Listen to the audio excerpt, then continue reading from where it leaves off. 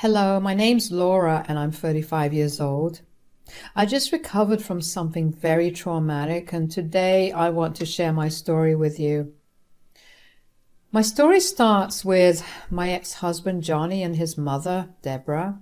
Johnny and I met when we were in college. We got along really well and started dating fairly quickly after we met each other. We dated for around 4.5 years before getting married. Our relationship was generally great, but there was one person who always made me feel like crap, and that was my mother-in-law, Deborah. Deborah made it crystal clear to me the day that Johnny introduced me to her that she hated me. She would go out of her way to insult me whenever she could. It would hurt like hell, especially because I knew that I wasn't very conventionally pretty. Still, I believed that Johnny loved me for who I was, and that was enough to soothe me. After around 2 years of being married, I quit my job to start my own business with my best friend.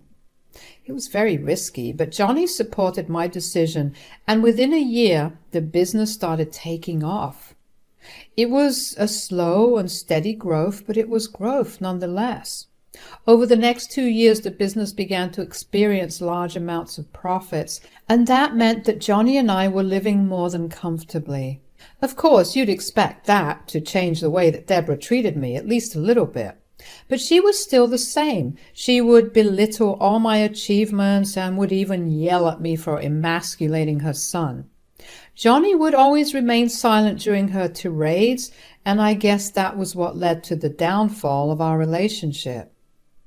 We began to argue a lot because I felt like he never stood up for me or even cared enough to do it. He would tell me that he couldn't talk to his mother that way, but all I heard was a pathetic excuse. Our fights only increased, and before I knew it, we were barely talking to each other. It was around this time that I found out that Deborah had been trying to set Johnny up with multiple other women. I found out because I happened to see the text come up on Johnny's phone when he was in the shower. I went through their chats and saw them talking a lot of smack about me. Johnny kept trying to tell Deborah to stop setting him up with women initially, but gradually he began to actually be picky with the women his mother sent him pictures of. I went to sleep, upset and disturbed, and decided that I would address my findings with Johnny the next day after work. The next day came, and the only thing I remember is that one moment I was driving to work, and the next I woke up to machines beeping around me and nurses surrounding me. My head was throbbing and I was very thirsty. I felt really weak, but I managed to ask the nurses to give me some water. After I drank water, I lay back down and tried to go back to sleep so I could get rid of the headache. I tried to move my legs in a different position to get more comfortable, but they wouldn't move. At first I was confused, but then I began panicking. I called out to the nurse and told her that I couldn't feel my legs. The nurse called the doctor immediately. He ran some tests where he poked and prodded my legs to confirm if I could feel anything. Around this time, Johnny walked into the room. He saw the frenzy and asked what was happening. One of the nurses filled him in and he seemed very worried. I was rushed for some more testing. After a while, the doctor told me that I was paralyzed. I felt my world shatter. Johnny walked out of the room. I thought it was because he was too overwhelmed with concern and grief for me. While Johnny was out of the room, I struggled to grapple with my new reality for a little while. The doctor gave me a little time before asking me if I was doing okay. "How are you feeling?" "Not good. I just got the most devastating news of my life." "I know, and I really am sorry that this has happened to you, but you need to get some rest." "I don't think I can rest. My mind is too much of a mess." "I can imagine.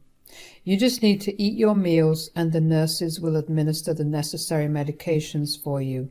They are strong, so you'll end up falling asleep easily."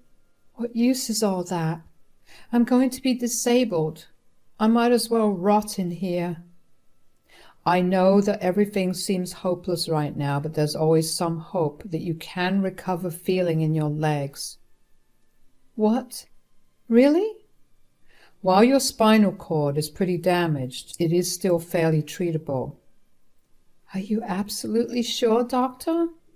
"Yes, but But what? Since the damage is pretty significant, it'll take a long while.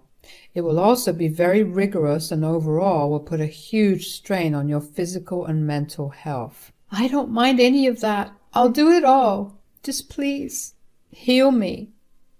Of course. But before that, you need to do as I said. Eat your meals and let your body heal all your other injuries. Yes, doctor. I felt some relief knowing that my paralysis was not going to be permanent. There was still a chance for me to get better, and I was going to try my hardest to get back to where I used to be. Not long after the doctor left, the nurses filled me in on what had happened to me. Apparently, I got T-boned at an intersection and my car crashed into the side of the road. The impact of the crash is what resulted in my spinal cord injury, along with my broken collarbone and my bruised face. I had been in a coma for a week and only just came to and was horrified at what had happened. I was always a very careful driver, and for something this careless to happen was insane to me. I asked them if the one who crashed into me was okay, and they told me that he had been arrested for driving under the influence.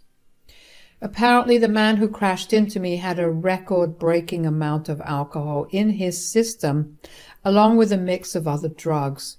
He had been returning back home from a party and was barely awake when he crashed into me. He escaped with just a few scratches. I was upset and angry, but at the same time glad that he was arrested for his crime. The nurses brought me my meal around then, and when I was done eating, they gave me my medications. The doctor was not joking when he said that they were strong, because within the span of 15 minutes, I began to feel drowsy, and within the next 5 minutes, I was fast asleep. When I next woke up, it was the next day. I thought I was alone, at least that's what I thought, because my room was silent except for the sounds of the machine I was hooked up to. I carefully looked around the room and saw my mom sitting uncomfortably on the chair in the room and dozing off. I cleared my throat to alert her that I was awake. She awoke with a start and looked confused for a second before rushing over to me. She held my face in her hands and scanned my face. Tears ran down her face as she gingerly hugged me. I will admit that I cried a little too. She smoothed my hair back and gave me a kiss on my forehead. I could sense how scared she had been because of how close she had been to losing me. I felt horrible that she had been in that position, but on the bright side, I was still alive and kicking. I held her hand and asked her how she was feeling. "How are you feeling, Mom?" "Silly girl, that's a question I'm supposed to ask you." "I'm as okay as I can feel right now." "Are you in a lot of pain?" "I should be, but the medicines they're giving me are doing a great job of not letting me feel any of the pain." "That's good."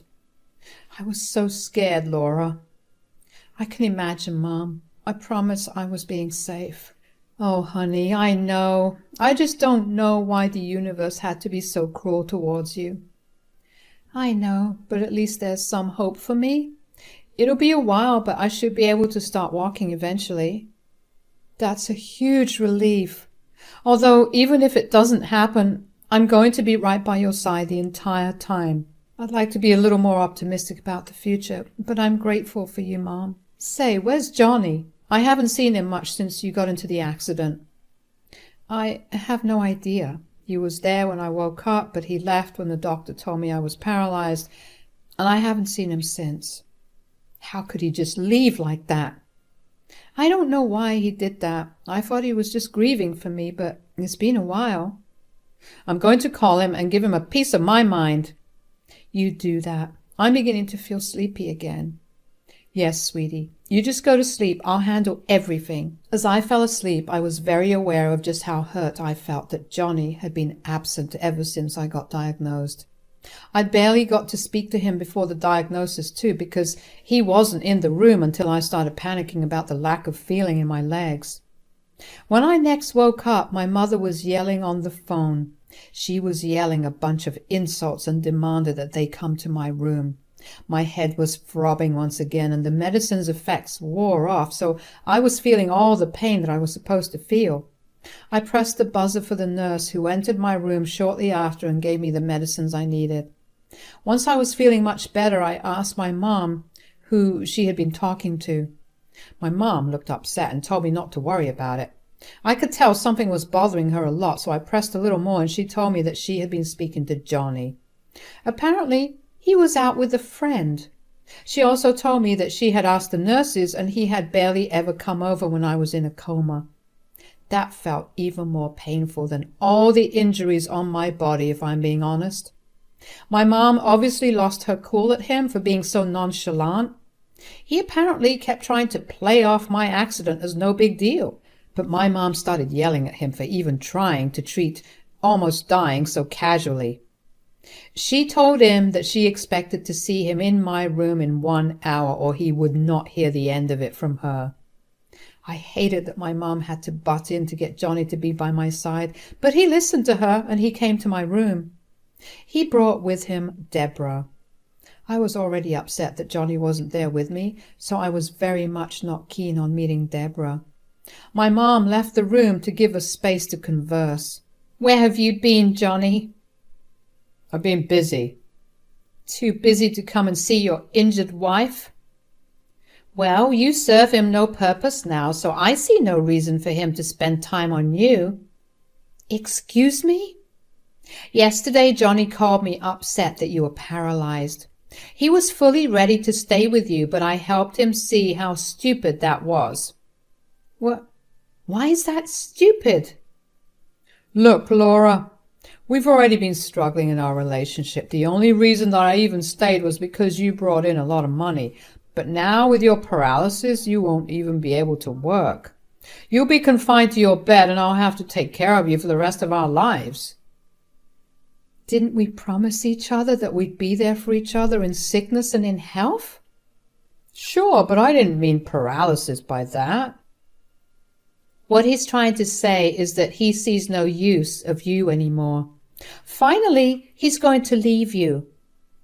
"Why are you doing this to me?"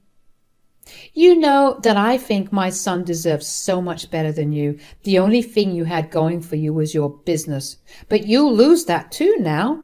"Johnny, please don't leave me right now." "Ugh, were you always this desperate? I'll serve you with divorce papers tomorrow at around noon. Oh, honey, don't forget you have a date tomorrow at 1. So make it quick." "Date?"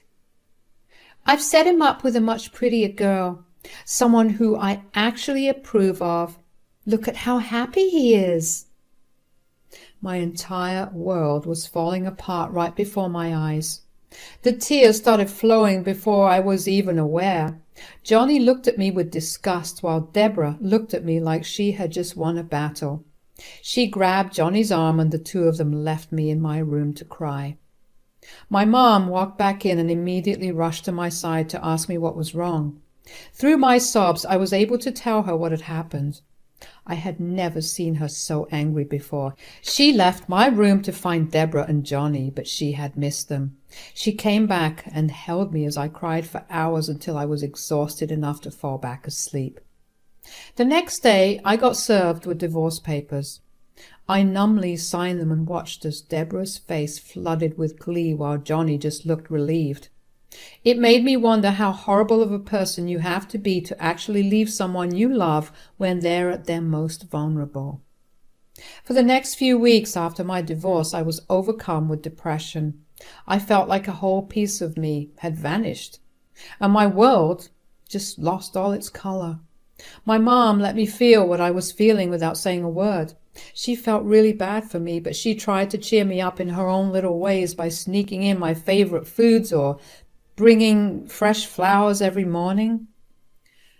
After my collar fracture had healed nicely and the doctor concluded that I was good to go for physical therapy along with the medications that came with treating my paralysis, he helped me set up with a good physical therapist, and I was set to start therapy in a week. I'll be honest, at this point I wanted to do nothing. I just wanted to lay in bed all day and cry, and that's what I did initially. I skipped my first 2 therapy appointments because I saw no use of it. But then my mom had had enough of me wallowing in my sadness. "That's it. I've had enough of your moping about." "What are you talking about?" "I know that what you're going through is beyond upsetting. I've been trying my best to sympathize with you, but how long will you keep feeling sad for yourself?" "Mom, you don't get it. I'm way below rock bottom. Not a single thing is going right." "I know, but you have the power to at least make some things right. You just aren't doing it, and that's making you feel even more miserable." "What good will make things right do? It's just a lot of effort on my part for a result that I may not even get." "Some results are better than no results. Don't you want to get back at Johnny and Deborah for what they did to you?" "Of course, but how? How will this battered and useless body of mine do anything from now on?" "Your body may be battered, but it is not useless. You still have a functioning brain and mind. Use them. Just because you can't do certain things, it doesn't mean that you can't do anything." "What do you want me to do?" "Start working again. You're your own boss, so I'm sure you can start working from home. And for God's sake, start going for your physical therapy." "Okay, but you should know I'm only doing this to get you to stop nagging me." "As long as you're doing it, I don't care." Mom was right. Nothing would change if I kept wallowing in self-pity.